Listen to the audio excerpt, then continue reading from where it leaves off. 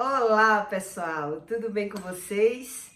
E hoje eu vim fazer um vídeo explicando para vocês porque eu sempre ouvi falar que não existe pecado pequeno e nem pecado grande. Pecado é pecado. E eu sempre duvidei disso, quando eu não conhecia Deus. Eu dizia, não é possível que isso exista. Hoje eu entendo sobre o que Deus diz, que não existe pecado pequeno e nem pecado grande, para entrar no reino do céu. Hoje eu entendo que Deus se refere a isso, que a porta do céu é estreita. Então, quando ele diz na Bíblia que não existe pecado pequeno e nem pecado grande, qual o maior pecado do ser humano? Não buscar a Deus e confundir Deus com dinheiro e achar que Deus é apenas dinheiro.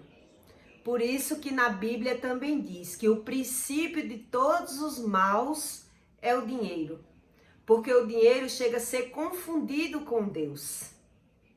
Por esse motivo, a Bíblia diz que é mais fácil um camelo entrar pelo buraco de uma agulha do que o rico entrar no reino do céu. Hoje eu entendo, porque eu ficava assim, voando, quando alguém comentava sobre isso. Eu dizia, como assim? E esses comentários vinham que era para ajudar ao pecador pecar mais. A minha mãe dizia isso para mim.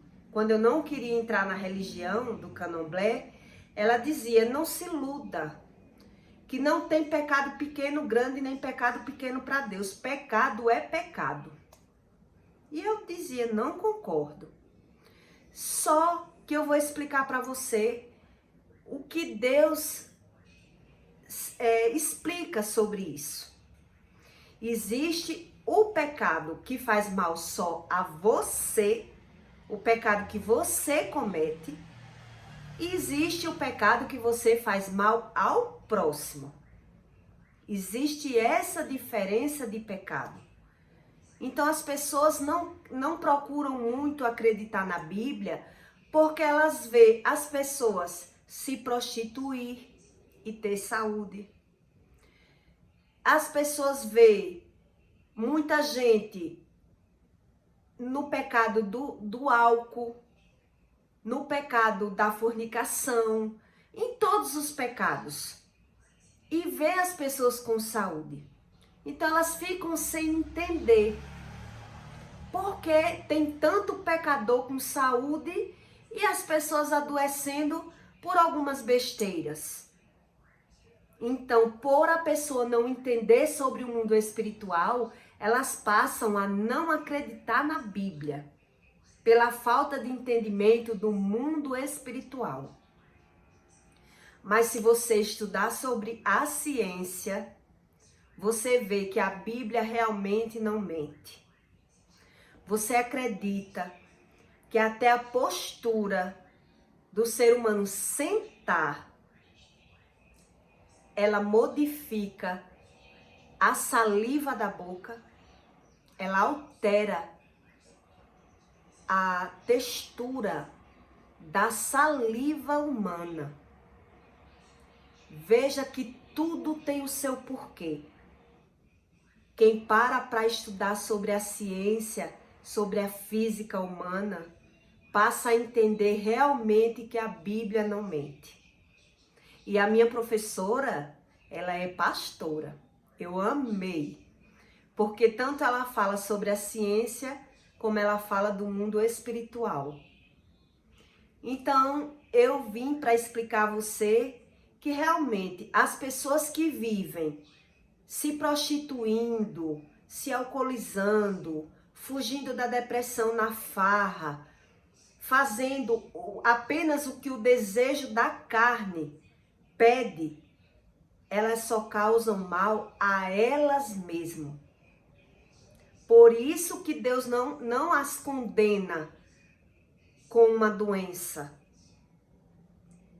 É apenas uma forma de fugir do sofrimento.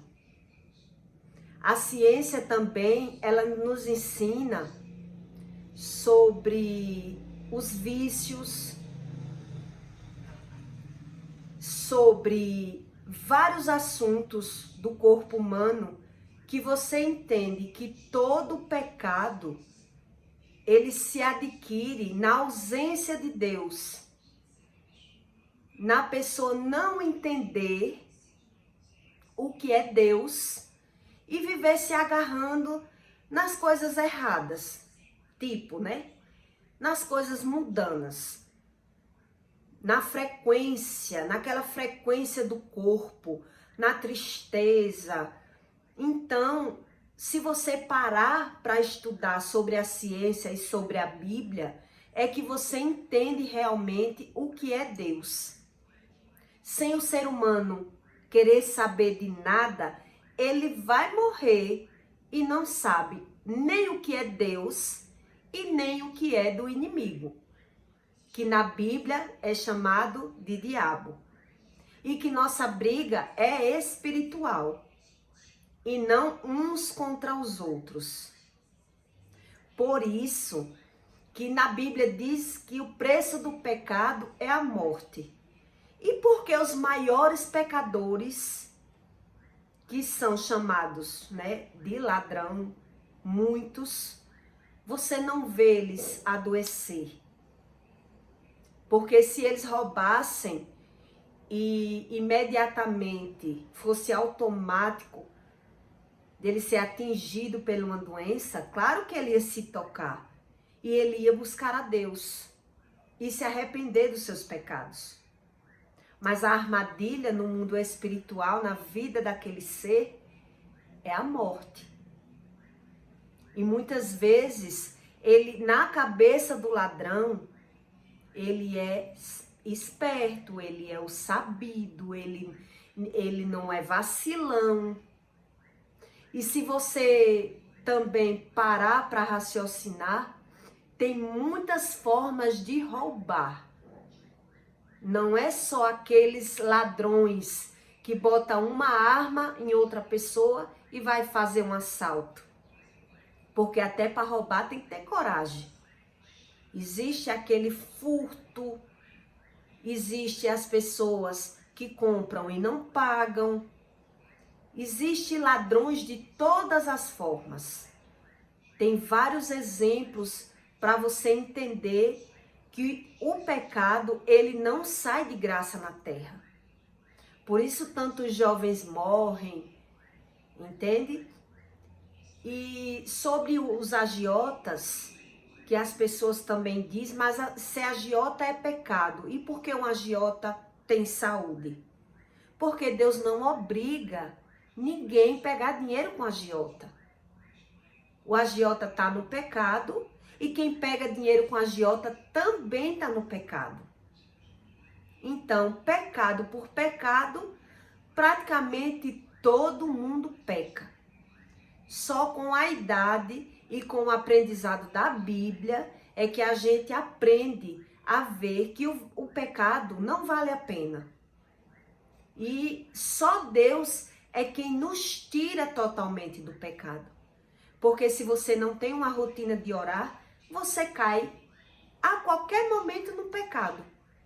Julgando, falando mal uma das pessoas, as pessoas uma das outras.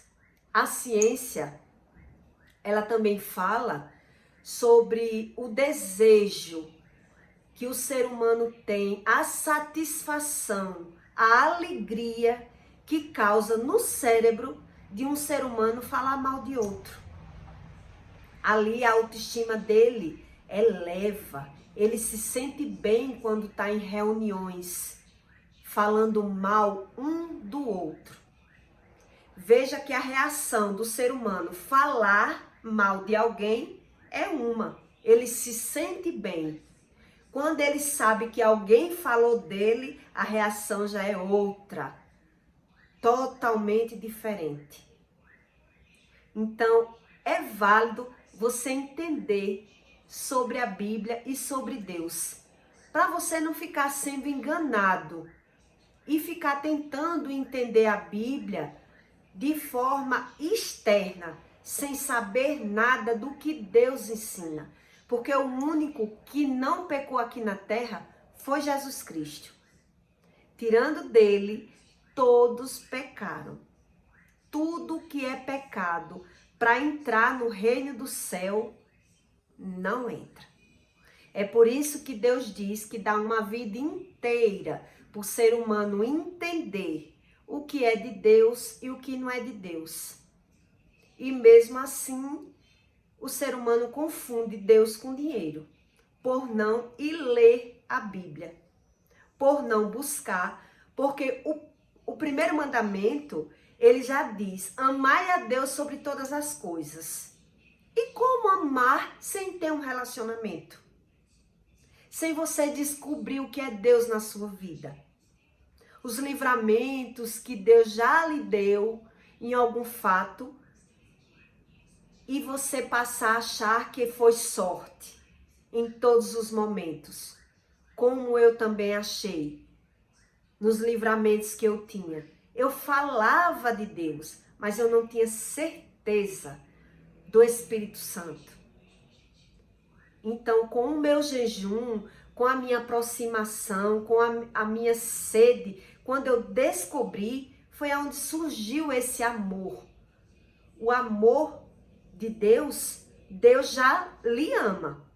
Mas você só tem amor por Deus quando você descobre o que é Deus na sua vida.